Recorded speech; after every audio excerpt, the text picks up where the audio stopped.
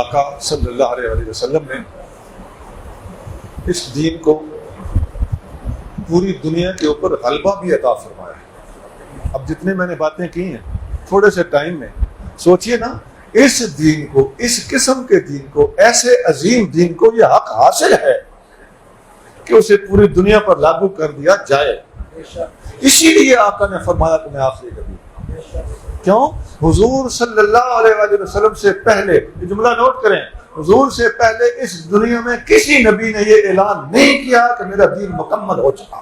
حضور سے پہلے اس دنیا میں کسی نبی نے یہ اعلان نہیں کیا کہ میں آخری نبی ہوں۔ نعرہ تکبیر، نعرہ رسالت، نعرہ حیدری، نعرہ تحقیق، تاجدار ختم نبوت، تاجدار ختم نبوت، اسلام زندہ باد، اسلام زندہ باد، اسلام زندہ باد، اسلام زندہ باد۔ فقیر نے کتاب لکھی ہے اسلام زندہ باد، ان کے نعرے سے مجھے یاد ہے تقریباً 100 سے کچھ صفحے اوپر ہیں، آپ پڑھ کے دیکھیں۔ اس میں ہم نے یہ اختلافی باتیں نہیں چھیڑی۔ الحمدللہ اللہ نے اہل سنت کو یہ توفیق دی ہے کہ جس موضوع پر ہم چلتے ہیں اس موضوع کے اوپر ہم مکمل دیانتداری کے ساتھ اس کا حق ادا کرنے کی کوشش کرتے ہیں۔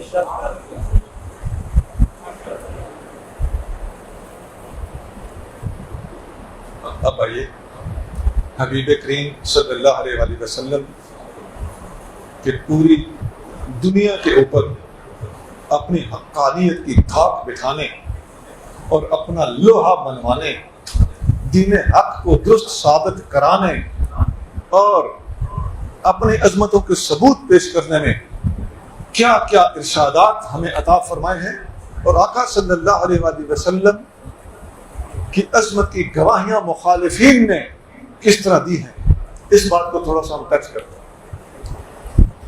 آقا صلی اللہ علیہ وآلہ وسلم نے انسان کے پیدا ہونے سے لے کر مرنے تک، بچہ پیدا ہوتے ہی چیخ مارے اور مر جائے تو جنازہ ہوگا، چیخ نہ مارے اس کا مطلب ہے پیدا ہی مردہ ہوا تھا۔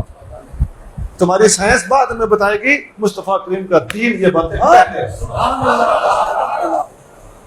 بچے کو گٹی کیسے دینی ہے، جھنڈ کیسے اتارنی ہے، کتنے دنوں کے بعد جھنڈ اتارنی ہے، کان میں اذان کیسے دینی ہے، بچے کا نام کیسے رکھنا ہے، یہ ساری باتیں بخاری، ابو داؤد اور صحیح حدیث کی کتابوں کے اندر صحیح سند کے ساتھ مذکور ہے۔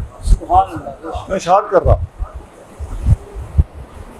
امام حسن کے کان میں حضور نے اذان پڑھی، حسن، حسین اور محسن نام حضور نے خود رکھے۔ حضرت عبداللہ بن زبیر، حضرت ابوبکر صدیق کے سگے نواسے، ان کو گٹی حضور نے خود دی، بخاری۔